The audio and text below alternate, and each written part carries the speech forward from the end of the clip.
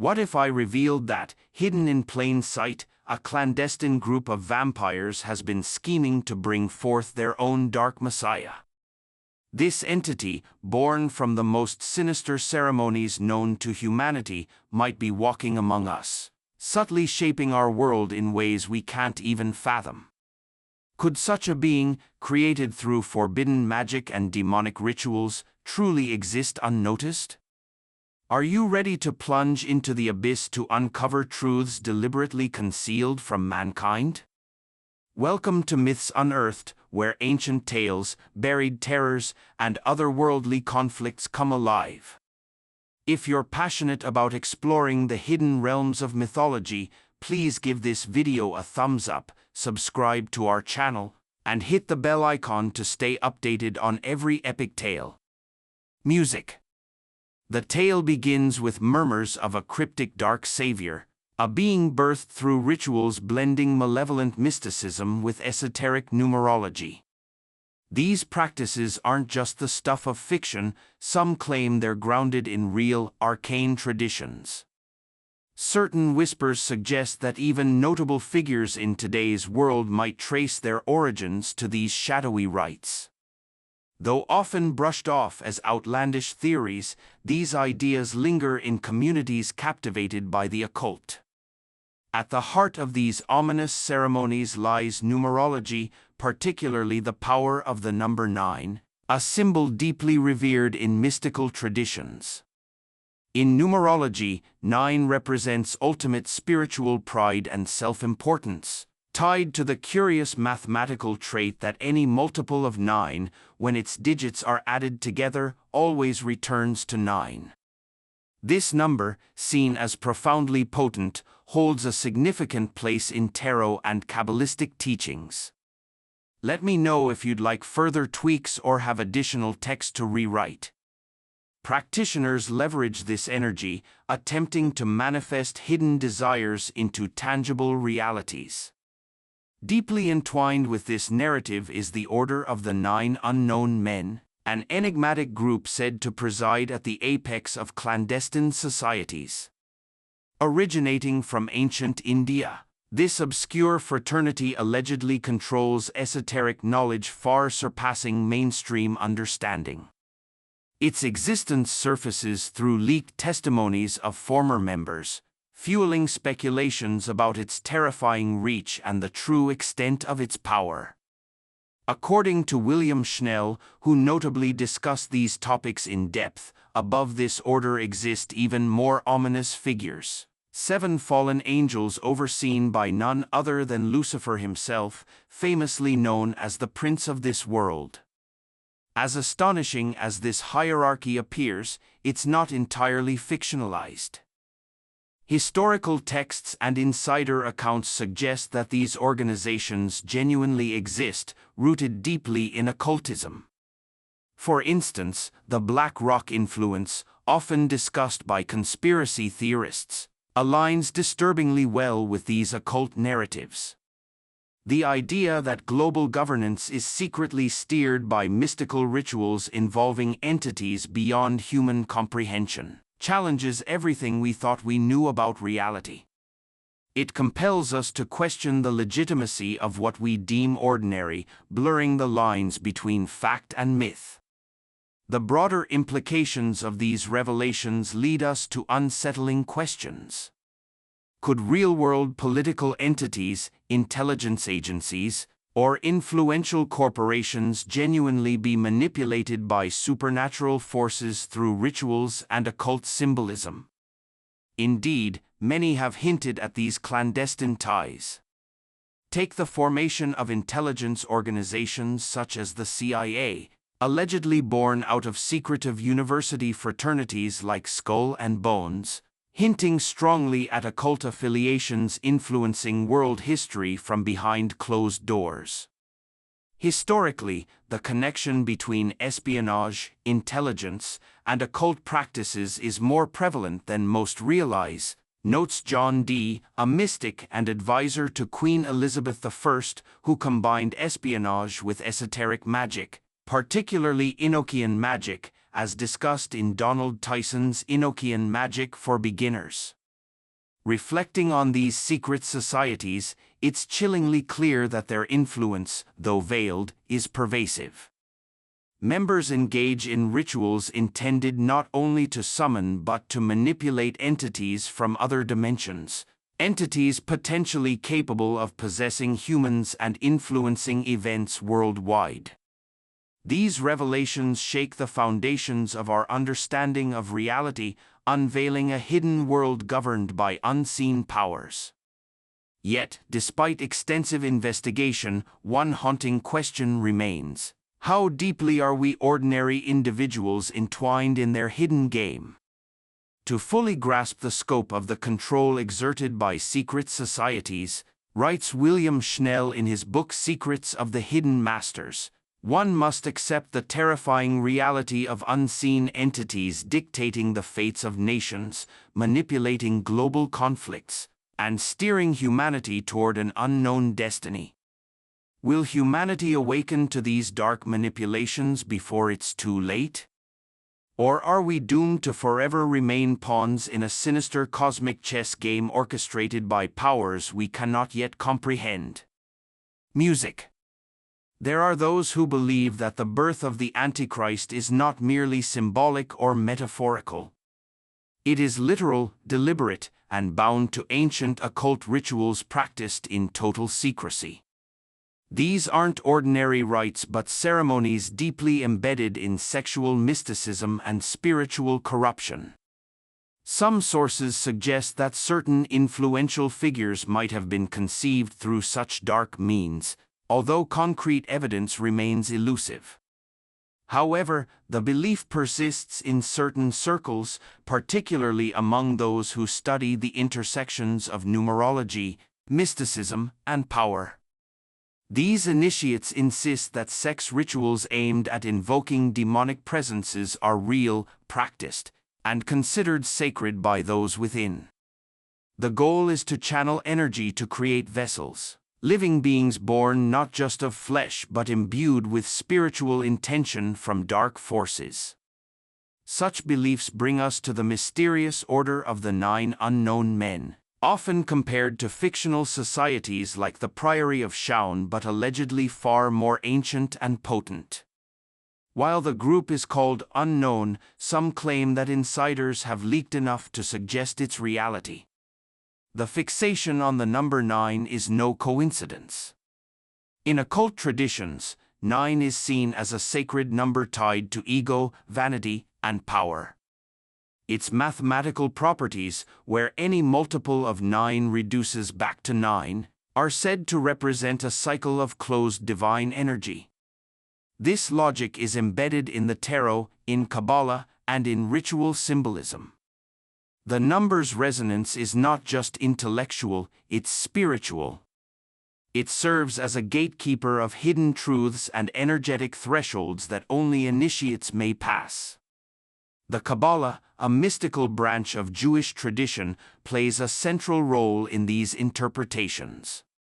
Although highly revered and layered in symbolism, Kabbalah has been adapted and reinterpreted by occult groups for centuries. In some Jewish traditions, the study of Kabbalah is restricted to mature individuals who meet specific spiritual and life criteria, such as age and parental status.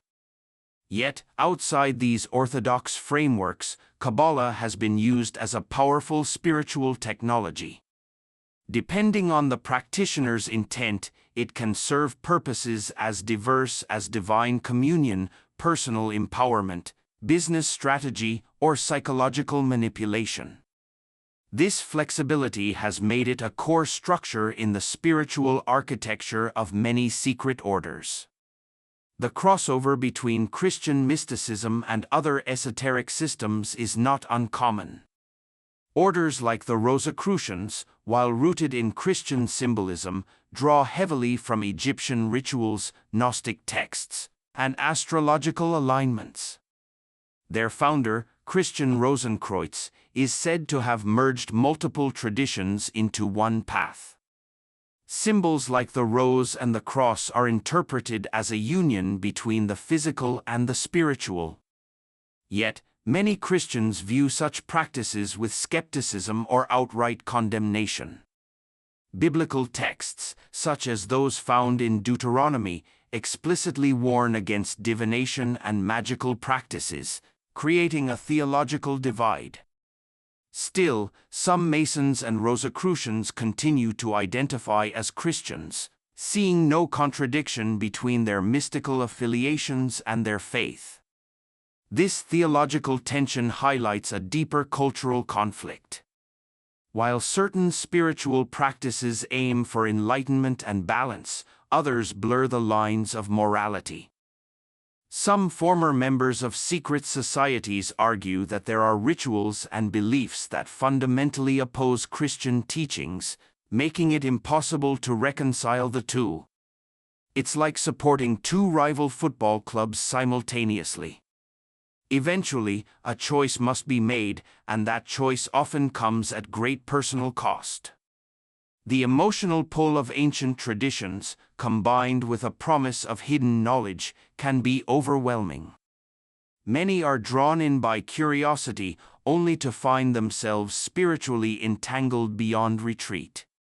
What makes these paths particularly dangerous is their accessibility. The world of tarot, numerology, and mysticism is often presented as harmless or even therapeutic. But deeper involvement can lead to exposure to forces the initiate is ill-prepared to handle. Take the use of Ouija boards or spirit summoning, common in occult circles, though frequently dismissed as childish games. Some testimonies speak of devastating consequences, people losing their grip on reality, developing psychological disorders, or even experiencing what they describe as possession. These are not mere superstitions but recurring patterns reported across decades and geographies. One such case involved a young boy in Rio de Janeiro. After repeated attempts at spiritual contact in abandoned houses, he reportedly suffered a breakdown so severe that he could no longer attend school. Friends and family watched helplessly as his life unraveled. Whether explained through psychology or metaphysics, the outcome remains the same, a life fractured by something unseen. The implication here is sobering. If the spiritual realm exists, and countless traditions suggest that it does, then playing with its boundaries has consequences, both immediate and eternal. This leads many to consider the deeper battle at play, not one of politics or economics, but of cosmic alignment and spiritual allegiance. In these secret societies, spiritual warfare is not metaphorical. It is doctrine. According to researchers like Leo Zagami and William Schnell, the world is governed not by visible governments or companies but by hidden forces operating from a mystical center of power. At the top of this structure are the 9 unknown men, followed by 7 fallen beings, spiritual rulers outside time. Above even them is the eye that sees all, Lucifer, the adversary and prince of this world, as named in the New Testament. This hierarchy is believed to influence not just the fate of individuals but of entire civilizations. Understanding it isn't curiosity, it's survival. The more you see, the more dangerous the truth becomes. The spiritual structure behind these secret orders is not improvised. It is built on centuries of mystical tradition, refined through rituals, sacred texts, and initiatory experience. Among the most influential frameworks is the Tree of Life from Kabbalah, which serves as a symbolic and metaphysical map of reality. Each sephira, or emanation, represents a level of consciousness and divine attribute.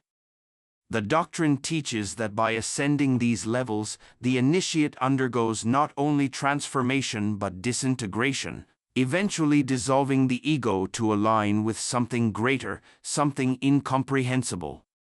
These teachings are not intended for everyone. They require discipline, years of devotion, and a psychological constitution able to endure intense spiritual trial. To the uninitiated, it may resemble madness. To the adepts, it is revelation. The higher one climbs, the closer one moves toward what is known as the abyss, a space of spiritual danger between the lower and higher realms of the tree.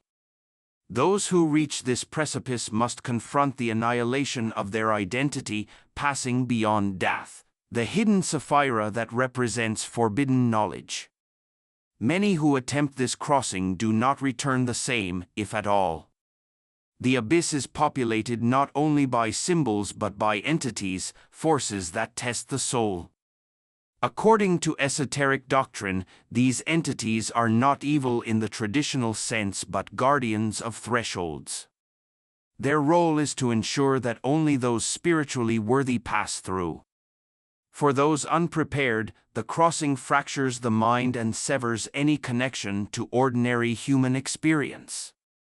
From that point on, the initiate either becomes an instrument of the doctrine or a discarded vessel. One of the most feared but revered concepts in this journey is the Eye of Lucifer. Contrary to common interpretations, this is not merely a satanic symbol but a mystical expression of complete spiritual perception. Those who pass the abyss are said to be judged by this eye. It is a moment of unveiling in which every intention, secret, and spiritual flaw is exposed, not to a person, but to an absolute force. Surviving this judgment does not bring peace. It grants influence. The initiate is no longer a seeker but becomes a vessel of doctrine, carrying within themselves the mission of restructuring spiritual reality. These are the agents that rise through the hidden ranks, not by ambition but by surrendering all that made them human. They are marked permanently, no longer belonging to the world as we know it. Leo Zagami describes this moment as irreversible. In Confessions of an Illuminati, he writes, "To be seen by the eye is to be known in every dimension of your being. From that point forward, you do not act. You are acted through. You become doctrine incarnate." These figures are often placed in positions of spiritual authority within their respective orders. They speak less and less as individuals and more as channels. What they communicate is not spontaneous but filtered through the layered lenses of Kabbalistic and Hermetic symbolism. Their gestures, speech, and even silence carry encoded meaning, designed to shape those around them and subtly guide the evolution of the doctrine's goals across generations. What makes this system even more impenetrable is its adaptability. The doctrine is not static. It evolves, reinterpreting ancient truths in ways that suit the times. What was once practiced in secrecy beneath ancient temples may now be enacted symbolically through political influence, psychological manipulation, or digital media. Yet the essence remains unchanged, the preparation for a being who embodies the inverse of divine incarnation. This figure is not prophesied to destroy but to rewrite, to invert the structure of meaning itself. The doctrine does not fear apocalypse. It orchestrates it. Every teaching, every symbol, every rite is a thread in the tapestry designed to welcome the Antichrist as the culmination of its vision. As terrifying as this seems, for the initiated, it is the ultimate hope. A world where the spiritual order is restored not through repentance but through transcendence of morality itself. It is the belief that the current human condition is a prison, and only through total spiritual inversion can one achieve divine truth. The Antichrist, then, is not merely a destroyer but the harbinger of a new age in which all hidden doctrines are made manifest. As Schnell states, the Antichrist is not against Christ. He is beyond Christ, designed not to oppose the light, but to replace it with a new kind of illumination. Among the most disturbing aspects of the secret doctrine is its insistence on contact with non-human intelligences. beings that, according to various initiates and researchers, exist beyond the veil of our ordinary perception. These entities are not abstract metaphors, nor are they always benevolent spiritual guides. Instead, they are often described as real presences capable of interacting with human consciousness, influencing thoughts, actions, and even physical health. The most basic level of such contact often begins through rituals or instruments such as tarot, scrying mirrors, or spirit boards. Though widely dismissed as harmless by skeptics, those who have gone too deep into these practices report profound psychological and spiritual shifts, some enlightening, others devastating.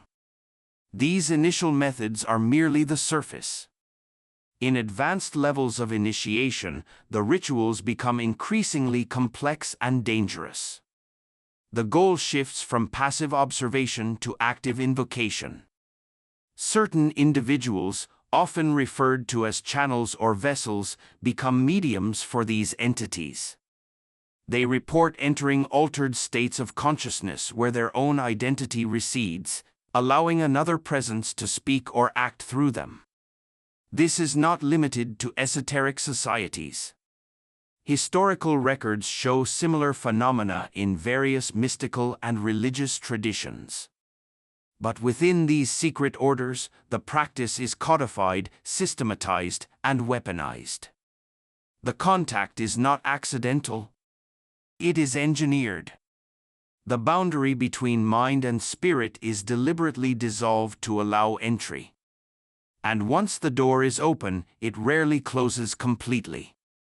There are numerous testimonies from those who claim to have undergone such experiences. Some speak of overwhelming terror, of voices that speak in languages they never learned, of visions that unfold behind closed eyes, of physical sensations that defy scientific explanation. Others describe encounters with beings that present themselves as ancient, divine, or alien. The names vary, but the sensation is consistent, an intelligence that is not human and not entirely compassionate. William Schnell, who chronicled these experiences in Secrets of the Hidden Masters, warns that once contact is made, the person's destiny is no longer entirely their own. He writes, "You do not summon the spirit. The spirit summons you, and when it does, your past identity is nothing but a costume to be discarded." One recurring theme in these accounts is the overwhelming complexity of the beings encountered. They are described as multidimensional, able to exist simultaneously in symbolic, emotional, and physical reality. Some are experienced as blinding structures of light and geometry, others as shadows that whisper secrets in absolute silence. These are not hallucinations in the medical sense. For those who undergo these contacts, the experiences carry a coherence and consistency that feel more real than waking life. The initiates often describe a painful return to ordinary consciousness, feeling alienated from the world, from people, from time itself. The contact changes them. It rewires perception, distorts memory, and fractures emotional stability. Some never fully return. A particularly chilling case involves members of vampiric orders, such as the Ecclesia Gnostica Vampirica. Within such groups, rituals are performed that mimic death and resurrection, not symbolically, but physically and psychically. Participants are said to lie in coffins for days, fast until hallucinations begin, and drink blood as a sacrament of transformation. These acts are believed to dissolve the barrier between the body and the spiritual realm through suffering, isolation, and symbolic death. They prepare the vessel for occupancy. Some participants claim to have emerged from these rituals with new voices, new obsessions, even new memories that do not belong to them. These aren't isolated experiences. They are part of an established structure designed to break the self for something else to enter. And what enters is not always darkness. Some initiates describe a sense of overwhelming purpose, a clarity of vision that strips away all confusion. They speak of seeing the world not as a collection of individuals but as a single vast organism with patterns, cycles, and systems. This vision can inspire but also dominate. The contact becomes addictive. The initiate no longer seeks knowledge for growth but for further connection. The spirit becomes a master and the human a servant. Leo Zagami describes this in his writings as a form of spiritual submission where freedom is exchanged for insight, and will is merged with something older than time. Once aligned, the initiate can no longer live a normal life. The path diverges, and they are committed entirely to the unseen. What this implies is terrifying. If these contacts are real, and many credible voices insist they are, then the very fabric of human autonomy is vulnerable. Anyone who opens themselves, even unintentionally, may be swept into a current of spiritual influence far beyond their understanding. These are not benign energies waiting patiently to assist. They are active, ancient intelligences with their own motives, their own hierarchies, and their own designs for humanity. And at the center of their plans stands the figure we are drawing closer to with each chapter. The one who was not only conceived with their blessing but who exists as their living embodiment. The Antichrist is not only human. He is the product of a covenant between realms. And that covenant is still alive. There is no act more sacred to these secret orders than the creation of a vessel, a child born not from love but from ritual. This is the heart of the doctrine. The physical manifestation of an entity whose purpose transcends any single religion, ideology, or lineage. The Antichrist, in this sense, is not a mere figure of rebellion. He is designed, conceived through calculated sexual rites performed with precision under specific astrological alignments and spiritual invocations. His birth is an event intended to anchor a spiritual force into human flesh. This is not mythology to those within these orders. It is reality, carefully hidden in the folds of public events, genealogies, and esoteric texts that only the initiated understand. The concept it draws from the foundational principles of sex magic, where physical union becomes a gateway to spiritual activation. Practitioners believe that the act, when performed correctly, creates a resonance between dimensions. In this resonance, something crosses over. Whether described as a fallen angel, a demon, or a cosmic archetype, the force does not simply inhabit the child. It fuses with its very being from the moment of conception. This child is not possessed.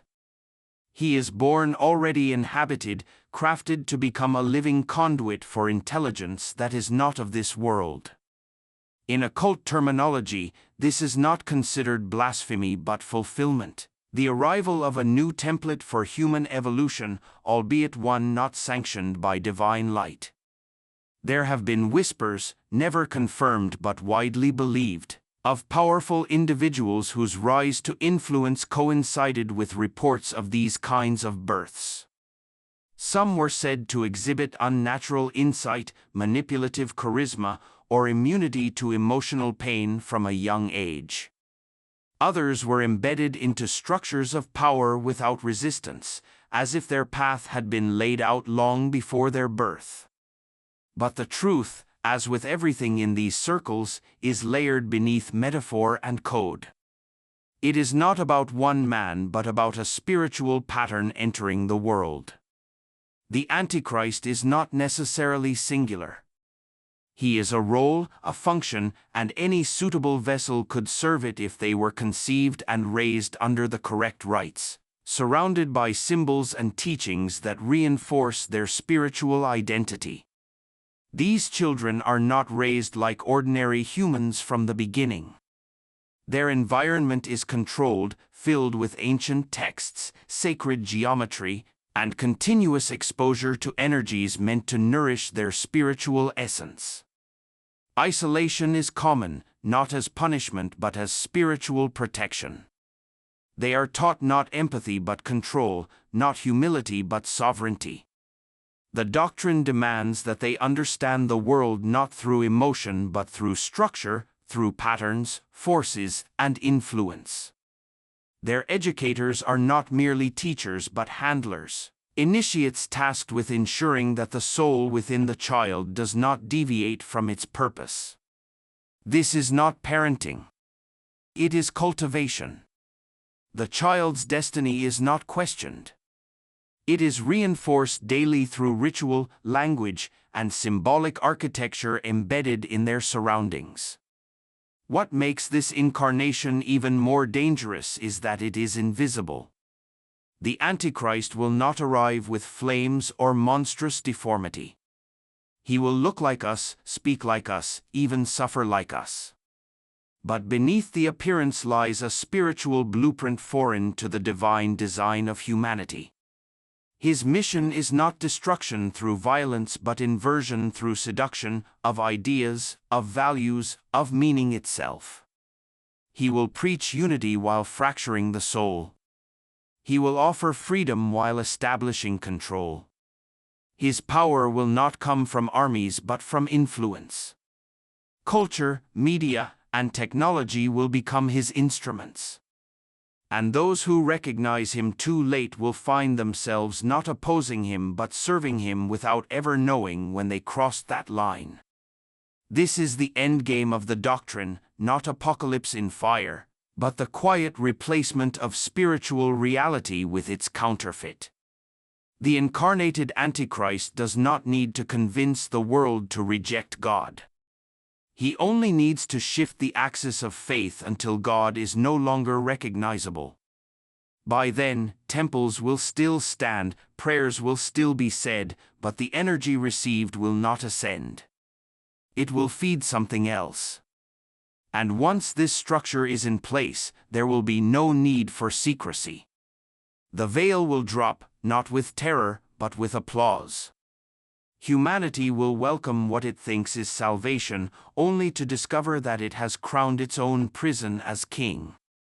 As Leo Zagami chillingly concludes in his final warning, the future belongs not to the righteous, but to the architects of illusion, unless we see now, while there is still light to see.